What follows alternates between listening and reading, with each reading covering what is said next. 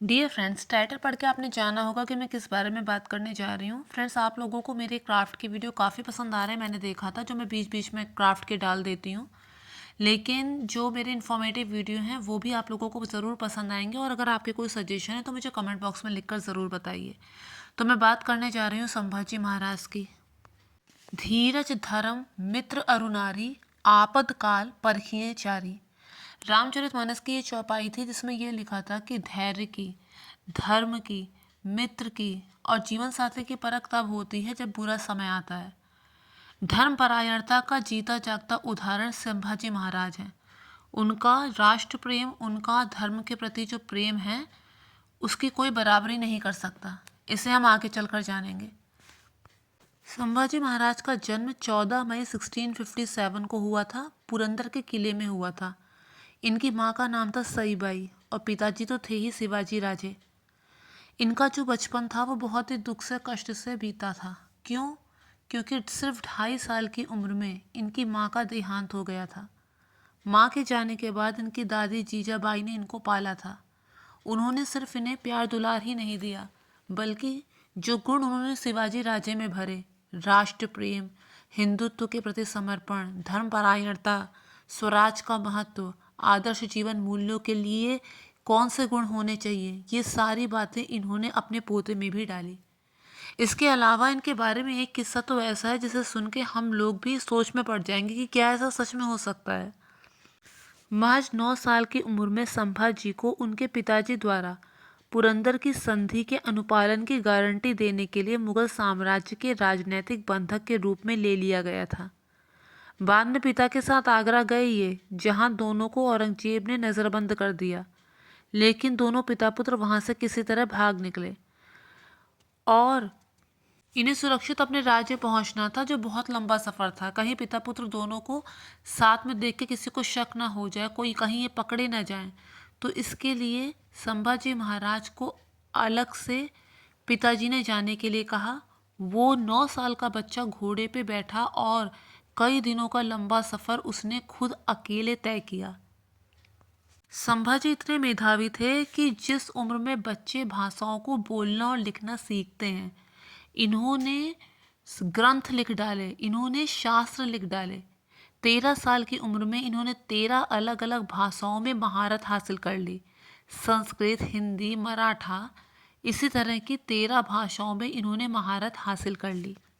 1680 में जब शिवाजी राजे की मृत्यु हो गई तो इनकी सौतेली माँ चाहती थी कि उनका बेटा राजा राम, जिसका नाम था, वो गद्दी पर बैठे। तो इसलिए इन्होंने संभाजी महाराज को नज़रबंद कर दिया। लेकिन जब संभाजी महाराज को इस बात का पता चला तो उन्होंने रायगढ़ और पन्हाला को फौरन अपने कब्जे में ले लिया। फिर उसके बाद इनका राज्याभिषेक हुआ। संभाजी राजे ने बीजापुर और गोलकुंडा की सल्तनत खत्म करने में भूमिका निभाई।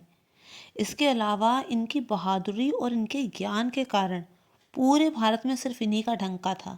14 वर्ष में ही हिंदी, मराठी, संस्कृत का गहन अध्ययन ये कर चुके थे। संस्कृत के कई सारे ग्रंथ भी इन्होंने लिखे। 9 साल इन्होंने शासन किया और इस 9 साल के शासन काल में इन्होंने 210 युद्ध लड़े। उससे भी महत्वपूर्ण बात ये, इन 210 युद्धों में इन्होंने सब में अपनी विजय पताका फहराई। एक भी युद्ध नहीं हारे, एक भी बार इनकी सेना नहीं हारी। ये जानते थे कि जो पुर्तगाली हैं मुगलों को सहयोग दे रहे हैं, तो इसलिए पुर्तगालियों को भी इन्होंने हराया। इन्हें गणित का, तर्क का, भूगोल का, इतिहास का, पुराण का, व्याकरण का ज्ञान, रामायण का भी ज्ञान काशीराम शास्त्री ने दिया। शारीरिक प्रशिक्षण, युद्ध करना, अस्त्र शस्त्र चलाना, ये सब इन्होंने अपने पिताजी से सीखा।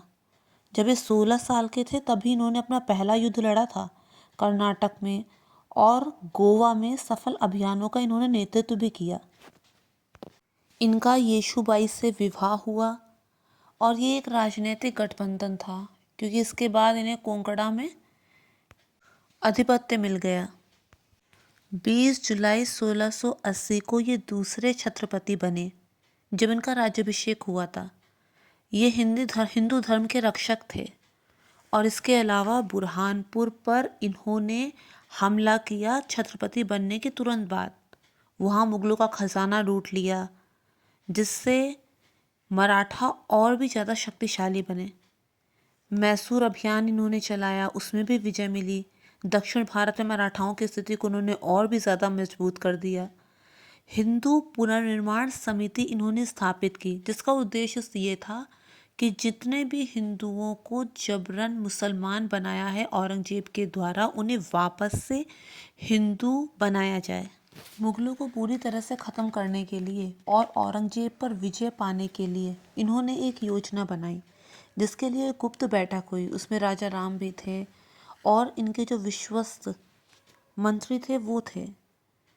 ये संगमेश्वर के रास्ते रायगढ़ जा रहे थे और वहाँ संगमेश्वर में इनके साथ सिर्फ 200 सैनिक थे। बाकी सब सैनिक तो रायगढ़ पहुँच चुके थे। तभी इनके बहनोई गनौजी सिरके ने ईर्ष्यावश इनके होने की गुप्त जानकारी औरंगजेब तक पहुंचा दी और उसने मुकर्रब खान को वहां पर भेजा। वही हाल जयचंद्र का था और वही हाल गनौजी सिरके का। ईर्ष्या इतनी ज़्यादा बढ़ गई कि अपनी ही बेटी और बहन की गृहस्थी में विष घोल दिया। आज तक लोग इनके नाम पर थूकते हैं। इससे ज़्यादा ये लोग और क्या भोगेंगे। गनौजी सिरके ने जागीर और विशेष अधिकार मांगा था इनसे, लेकिन वो धर्मवीर थे। उन्होंने मना किया कि मैं किसी भी भ्रष्ट और अनुचित मांग को पूरा नहीं करूँगा। उन्हें लगा कि उनका अपमान हो गया और गनौजी सिरके ने नीचता की सारी हदों को पार कर दिया।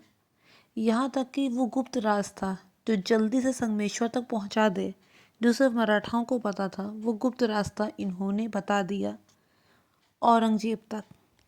इनके परम मित्र कवि कलश और 25 मित्र भी इनके साथ में थे। मुकर्रब खान 10,000 सैनिकों की सेना के साथ वहाँ पर पहुँचा। मराठा अंतिम श्वास तक लड़े, लेकिन उनकी संख्या कम थी, इसलिए पराजित हो गए। 1 फरवरी को इनको पकड़ लिया गया, इनको बंदी बनाया गया। फिर बहादुरगढ़ इनको ले गए, उसके बाद इन्हें तुलापुर ले गए। इनका भयानक अपमान किया गया, इन्हें जोकरों के कपड़े पहना दिए गए, ऊँटों पे बैठा के घुमाया गया। इन पर टमाटर, गोबर, मिट्टी, कीचड़, ये सब चीज़ें इन पर फेंकी गई। गंदे गंदे शब्द इनको बोले गए, लेकिन उसके बावजूद ये शांत चित्त होकर जगदम्बा जगदम्बा बोलते रहे। औरंगजेब ने कहा कि इस्लाम कबूल कर लो, तुम्हारी जान बख्श दी जाएगी, लेकिन इन्होंने अपने धर्म को नहीं छोड़ा। इनकी बहुत दुर्गति की गई। इनकी जीभ को उखाड़ फेंक दिया गया, इनके नाखूनों को खींच खींच के उखाड़ दिया गया, इनकी खाल को निकलवा दिया गया और उस पर नमक डाला गया, इनकी दोनों आँखों को फोड़ दिया गया। इस भयानक यातना को सहते सहते इन्होंने अपने प्राण छोड़ दिए। मुगलों ने कभी भी सीधी टक्कर नहीं ली थी, न तो राजपूताने से, ना ही मराठाओं से। जब भी वार किया पीठ पीछे ही किया। इनके बलिदान ने मराठाओं की नसों में क्रांति घोल दी और उसके बाद इन्हीं के नक्शे कदम पर मराठा आगे बढ़े और मुगलों का पतन हो गया। तो फ्रेंड्स, मैं उम्मीद करती हूँ आप लोगों को मेरा वीडियो पसंद आया होगा। अगर पसंद आया हो तो मेक श्योर चैनल को सब्सक्राइब, वीडियो को लाइक और शेयर ज़रूर कीजिए।